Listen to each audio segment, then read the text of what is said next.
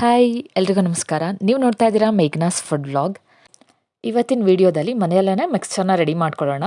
ಹೇಗೆ ಬೇಗ ರೆಡಿ ಆಗುತ್ತೆ ಅಂತ ಹೇಳ್ಬಿಟ್ಟು ನೋಡ್ಕೊಳ್ಳಿ. ಇವಾಗ ಒಂದು ಪಾತ್ರೆಗೆ 1 ಬೌಲ್ ಆಗೋವಷ್ಟು ಕಡಲೆ ಹಿಟ್ಟನ್ನ ಹಾಕೋತಾ ಇದ್ದೀನಿ. ಕಡಲೆ ಹಿಟ್ಟು ಎಷ್ಟು ತೊಗೊಂಡಿರ್ತೀವಿ ಅದ್ರದ್ದು ಅರ್ಧದಷ್ಟು ಅಕ್ಕಿ ಹಿಟ್ಟನ್ನ ಹಾಕೋತಾ ಇದ್ದೀನಿ. ಮತ್ತು ಟೇಸ್ಟಿಗೆ ಎಷ್ಟು ಬೇಕು ಉಪ್ಪು ಮತ್ತು ಸ್ವಲ್ಪ ಖಾರದ ಪುಡಿನ ಹಾಕ್ಕೊಂಡು ನಂತರ 1/4 ಸ್ಪೂನ್ ಆಗೋವಷ್ಟು ಬೇಕಿಂಗ್ ಸೋಡಾನ ಹಾಕೋತಾ ಇದ್ದೀನಿ. ಮತ್ತು 1 ಸ್ಪೂನ್ ಆಗೋವಷ್ಟು ಅಜ್ವಾನನ ಕೈಯಿಂದ ನೀಟಾಗಿ ಉಜ್ಕೊಳ್ಳಿ. ಉಜ್ಬಿಟ್ಟು ಹಾಕಿದ್ರೇ ಫ್ಲೇವರ್ ಬಿಡುತ್ತೆ. ಇವಾಗ ಒಂದ್ಸಲ ನೀಟಾಗಿ ಮಿಕ್ಸ್ ಮಾಡ್ಕೊಳ್ಳಿ. ಉಪ್ಪು ಖಾರ ಎಲ್ಲ ಕಡಲೆ ಹಿಟ್ಟು ಮತ್ತು ಅಕ್ಕಿ ಹಿಟ್ಟೆಲ್ಲ ಪೂರ್ತಿಯಾಗಿ ಬೆರೆಯೋ ಥರ ಒಂದ್ಸಲ ಮಿಕ್ಸ್ ಮಾಡ್ಕೊಳ್ಳಿ. ನಂತರ ಅದಕ್ಕೆ ಸ್ವಲ್ಪನೇ ನೀರು ಹಾಕ್ಕೊಂಡು ಮಿಕ್ಸ್ ಮಾಡ್ತಾನೆ ಬನ್ನಿ. ಚಪಾತಿ ಹಿಟ್ಟನ್ನು ಅದಕ್ಕೆ ಕಲಿಸ್ಕೊಂಡ್ರೆ ಸಾಕು. ಅಷ್ಟು ನೀರು ಹಾಕ್ಕೊಳ್ಳಿ. ತೀರಾ ತೆಳ್ಳಗೆ ಮಾಡ್ಕೋಬೇಡಿ, ತೀರಾ ಗಟ್ಟಿನೂ ಬೇಡ. ತೆಳ್ಳಗಾಯಿತು ಅಂತ ಅನ್ಸಿದ್ರೆ ಸ್ವಲ್ಪ ಕಡಲೆ ಹಿಟ್ಟನ್ನ ಹಾಕ್ಕೊಂಡು ಮಿಕ್ಸ್ ಮಾಡ್ಕೊಳ್ಳಿ. ಇವಾಗ ಹಿಟ್ಟು ರೆಡಿಯಾಗಿದೆ. ನಾವಿವಾಗ ಶಾವಿಗೆ ಹೋಳನ್ನ ತೊಗೊಂಡು ಶಾವಿಗೆ ಮಾಡ್ತೀವಲ್ಲ ಅದೇ ಬಿಲ್ಲೆಯಲ್ಲೇ ಸೇವ್ ಮಾಡ್ಕೊಳ್ಳೋಣ ಅಂತ ಇಟ್ಕೊಂಡಿದ್ವಿ. ಇದಕ್ಕಿಂತ ಚಿಕ್ಕ ಸೈಜ್ ಬೇಕಾದ್ರೂ ಬರುತ್ತೆ, ಅದನ್ನು ನೀವು ಮಾಡ್ಕೋಬೋದು. ಕಲಸಿಟ್ಕೊಂಡಿರೋ ಅಂಥ ಹಿಟ್ಟನ್ನ ಅದರೊಳಗಡೆ ಶಾವಿಗೆ ಹೋಳೊಳಗಡೆ ಹಾಕ್ಕೊಳ್ಳೋಣ. ಕ್ಯಾಪ್ನ ಕ್ಲೋಸ್ ಮಾಡಿದ್ದಾದಮೇಲೆ ಇದನ್ನು ಎತ್ತಿಟ್ಬಿಡೋಣ. ಇವಾಗ ಒಂದು ಸ್ಟವ್ ಮೇಲೆ ಬಾಣಲಿಗೆ ಎಣ್ಣೆ ಹಾಕ್ಕೊಂಡು ಕಾಯ್ಲಿಕ್ಕೆ ಇಟ್ಕೊಳ್ಳೋಣ. ಎಣ್ಣೆ ಚೆನ್ನಾಗಿ ಕಾಯೋವರೆಗೂ ವೆಯ್ಟ್ ಮಾಡಿ. ಎಣ್ಣೆ ಕಾಯ್ದಿದ್ದಾದಮೇಲೆ ಲೋ ಫ್ಲೇಮಲ್ಲಿ ಇಟ್ಕೊಳ್ಳಿ. ಇವಾಗ ಡೈರೆಕ್ಟಾಗಿ ಶಾವಿಗೆನ ಹೇಗೆ ಒತ್ತುತ್ತೀವಿ ಅದೇ ಥರನೇ ಎಣ್ಣೆ ಒಳಗಡೆ ಡೈರೆಕ್ಟಾಗಿ ಹಾಕ್ಕೋಬೇಕು. ನೋಡಿ ಈ ಥರ ಹಾಕೋತಾ ಇದ್ದೀವಿ. ಪೂರ್ತಿಯಾಗಿ ಹಾಕ್ಕೊಂಡಿದ್ದಾದಮೇಲೆ ಮೀಡಿಯಮ್ ಫ್ಲೇಮಲ್ಲಿ ಇಟ್ಕೊಳ್ಳಿ. ಒಂದು ಸೈಡ್ ಬೇಯೋವರೆಗೂ ಟರ್ನ್ ಮಾಡ್ಕೊಳ್ಳೋದಕ್ಕೆ ಹೋಗ್ಬಿಡಿ. ಬೆಂದಮೇಲೆ ಸ್ವಲ್ಪ ಬಬಲ್ಸ್ ಕಡಿಮೆ ಆಗುತ್ತೆ, ಆವಾಗ ಟರ್ನ್ ಮಾಡ್ಕೊಳ್ಳಿ. ಟರ್ನ್ ಮಾಡ್ಕೊಂಡು ಇನ್ನೊಂದು ಸೈಡ್ ಕೂಡ ನೀಟಾಗಿ ಬೇಯಿಸ್ಕೊಳ್ಳಿ.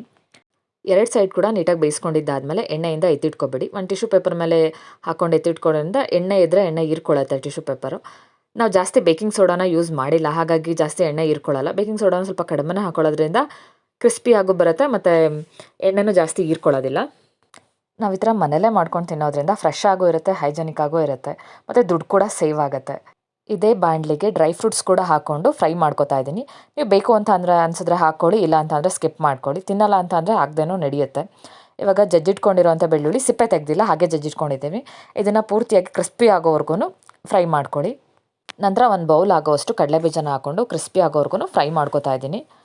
ಇದನ್ನು ಟಿಶ್ಯೂ ಪೇಪರ್ಗೆ ಎತ್ತಿಟ್ಕೊಬಿಡ್ತೀನಿ, ಯಾಕೆಂದರೆ ಕಡಲೆಬೀಜ ಜಾಸ್ತಿನೇ ಎಣ್ಣೆ ಕುಡಿದು ಬಿಡುತ್ತೆ. ಹಾಗಾಗಿ ಟಿಶ್ಯೂ ಪೇಪರ್ನ ಹಾಕ್ಕೊಂಡು ಎತ್ತಿಟ್ಕೊಂಡ್ರೆ ಸ್ವಲ್ಪ ಎಣ್ಣೆನ ಹೀರ್ಕೊಬಿಡುತ್ತೆ. ನಂತರ ಬಿಸಿಯಾಗಿರೋ ಎಣ್ಣೆಗೆ ಸ್ವಲ್ಪ ಹಸಿ ಕರ್ಬೇವಿನ ಸೊಪ್ಪನ್ನ ಹಾಕೋತಾ ಇದ್ದೀನಿ. ಸ್ವಲ್ಪ ನೋಡ್ಕೊಂಡು ಹಾಕ್ಕೊಳ್ಳಿ. ಹಸಿ ಇರೋದ್ರಿಂದ ಕರ್ಬೇವಿನ ಸೊಪ್ಪು ಸಿಡಿದು ಬಿಡುತ್ತೆ ಎಣ್ಣೆ ಎಲ್ಲ, ಸ್ವಲ್ಪ ಹುಷಾರಾಗಿರಿ. ಇದಕ್ಕೆ ಒಂದು 3 ಒಣಮೆಣಸಿನ್ಕಾಯಿನ ಹಾಕ್ಕೊಂಡು ಫ್ರೈ ಮಾಡ್ಕೊತಾ ಇದ್ದೀನಿ.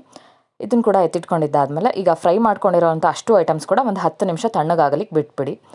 ಇವಾಗ ಒಂದು ಬೌಲ್ಗೆ ಫ್ರೈ ಮಾಡಿ ಇಟ್ಕೊಂಡಿರೋಂಥ ಡ್ರೈ ಫ್ರೂಟ್ಸು, ಬೆಳ್ಳುಳ್ಳಿ, ಕಡಲೆಬೀಜ, ಮೆಣಸಿನ್ಕಾಯಿ ಇಷ್ಟನ್ನು ಹಾಕ್ಕೊಂಡು ಕರಿಬೇವಿನ ಸೊಪ್ಪನ್ನ ಸ್ವಲ್ಪ ಪುಡಿ ಮಾಡಿಬಿಟ್ಟು ಕೈಯಲ್ಲೇ ಪುಡಿ ಮಾಡಿಬಿಟ್ಟು ಹಾಕ್ಕೊಳ್ಳಿ. ಒಂದು 1/4 ಸ್ಪೂನಷ್ಟು ಉಪ್ಪು ಮತ್ತು 1/4 ಸ್ಪೂನಷ್ಟು ಖಾರದ ಪುಡಿನ ಹಾಕ್ಕೊಳ್ಳಿ. ಕಡಲೆ ಕ್ರಿಸ್ಪಿ ಆಗಿರೋದನ್ನ ಡೈರೆಕ್ಟಾಗಿ ಹಾಕೋತಾ ಇದ್ದೀನಿ, ಎಣ್ಣೆಲಿ ಫ್ರೈ ಮಾಡ್ಕೊಂಡಿಲ್ಲ. ಇದು ಒಂದು 3 ರಿಂದ 4 ಸ್ಪೂನ್ ಆಗೋಷ್ಟು ಹಾಕೋತಾ ಇದ್ದೀನಿ. ಇದಿಷ್ಟು ಹಾಕ್ಕೊಂಡು ಒಂದ್ಸಲ ಮಿಕ್ಸ್ ಮಾಡ್ಕೊಬಿಡಿ. ಫ್ರೈ ಮಾಡಿ ಇಟ್ಕೊಂಡಿರೋವಂಥ ಸೇವನ್ನ ಪುಡಿ ಮಾಡ್ಕೋಬೇಕು. ಒಂದ್ಸಲ ಕೈಯಿಂದ ಪ್ರೆಸ್ ಮಾಡಿ ಪುಡಿ ಆಗಿಬಿಡುತ್ತೆ. ತೀರಾ ಸಣ್ಣದಾಗಿ ಪುಡಿ ಮಾಡ್ಕೋಬೇಡಿ. ಕೊನೆಯದಾಗಿ ಸೇವನ್ನ ಕೂಡ ಈಗ ಮಿಕ್ಸ್ ಮಾಡಿ ಇಟ್ಕೊಂಡಿದ್ವಲ್ಲ ಕಡಲೆ ಬೀಜ ಎಲ್ಲ ಅದ್ರ ಜೊತೆಗೇ ಹಾಕ್ಕೊಳ್ಳಿ. ಹಾಕ್ಕೊಂಡು ಒಂದ್ಸಲ ನೀಟಾಗಿ ಮಿಕ್ಸ್ ಮಾಡ್ಕೊಳ್ಳಿ. ಮನೇಲಿ ತುಂಬಾ ಬೇಗನೆ ರೆಡಿಯಾಗಿ ಹೋಗ್ಬಿಡುತ್ತೆ. ಮನೇಲೇ ಮಾಡ್ಕೊತೀನಿ, ಹೊರಗಡೆ ತಂದು ತಿನ್ನೋದಕ್ಕಿಂತ ಮನೇಲೇ ಮಾಡ್ಕೊಂಡು ತಿಂದ್ರೆ ಟೇಸ್ಟ್ ತುಂಬಾ ಚೆನ್ನಾಗಿ ಬರುತ್ತೆ, ಫ್ರೆಶ್ ಫೀಲ್ ಅನಿಸುತ್ತೆ. ಎಲ್ರಿಗೂ ಈ ರೆಸಿಪಿ ಇಷ್ಟ ಆಯಿತು ಅಂತ ತಿಳ್ಕೊತೀನಿ. ಮತ್ತು ನೆಕ್ಸ್ಟ್ ವೀಡಿಯೋದಲ್ಲಿ ಹೊಸ ರೆಸಿಪಿಯೊಂದಿಗೆ ಸಿಗೋಣ. ಅಲ್ಲಿವರೆಗೂ ಎಲ್ಲರೂ ಹೆಲ್ದಿಯಾಗಿರಿ, ಖುಷಿಯಾಗಿರಿ. ನಮ್ಮ ಚಾನಲ್ಗೆ ಸಪೋರ್ಟ್ ಮಾಡೋದನ್ನು ಮರಿಬೇಡಿ. ಎಲ್ಲರೂ ಸಬ್ಸ್ಕ್ರೈಬ್ ಮಾಡಿಕೊಂಡು ವೀಡಿಯೋನ ನೋಡಿ. Thank you.